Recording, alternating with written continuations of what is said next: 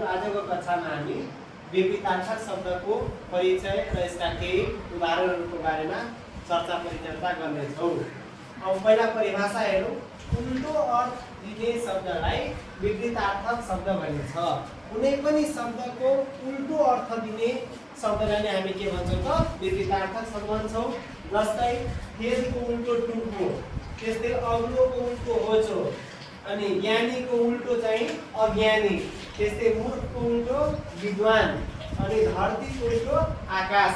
यस्ता अनेकौं चाहिँ शब्द रहेका छन् जसमा हामी अन्य केही विपरीतार्थक शब्दहरू यहाँ टिप्पणी गर्दैछौँ।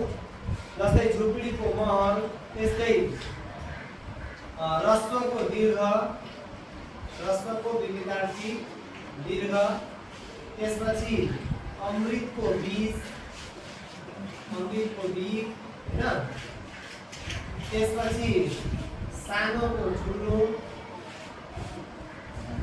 असलको खराब, असलको विपरीतार्थी चाहिँ के हुन्छ त खराब। त्यसै गरी अँध्यारोको उज्यालो,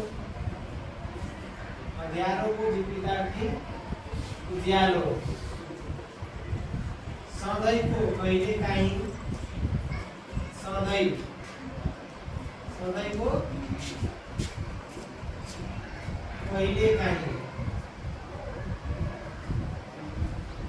अगाडिको पछाडि, अगाडिको पछाडि, दायाँ बायाँ, दायाँ बायाँ। त्यसै गरी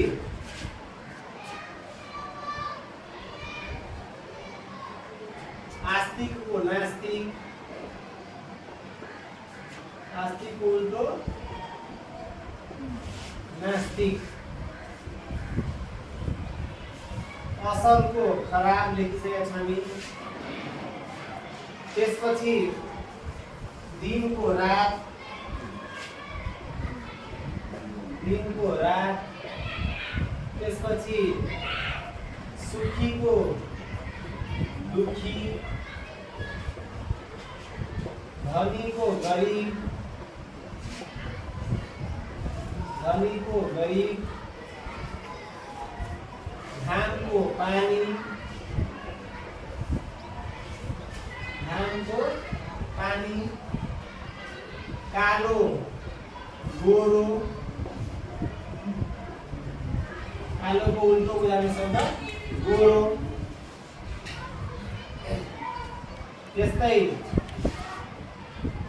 भगवानको राक्षस, दैत्य,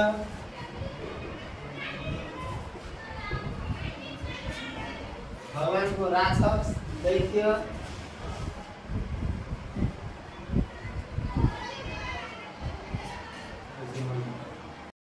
त्यसै गरी चाहिँ आयको व्यय, आय भनेको आम्दानी, व्यय भनेको खर्च। त्यस्तै आकर्षणको उल्टो चाहिँ विकर्षण, आकर्षण भनेको आफूतिर तान्नु, विकर्षण भनेको छुट्टिनु, अलग हुनु। त्यस्तै अतिवृष्टि भनेको धेरै पानी पर्नु, अनि यसको उल्टो चाहिँ अनावृष्टि हुन्छ, पानी नपर्नु। प्रशंसा भनेको धेरै त्यसको वर्णन गर्नु, यसको चाहिँ निन्दा हुन्छ।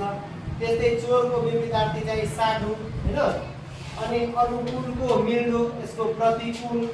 अनि आदि, आदि भनेको सुरु, यसको विपरीतार्थी के हुन्छ अन्त।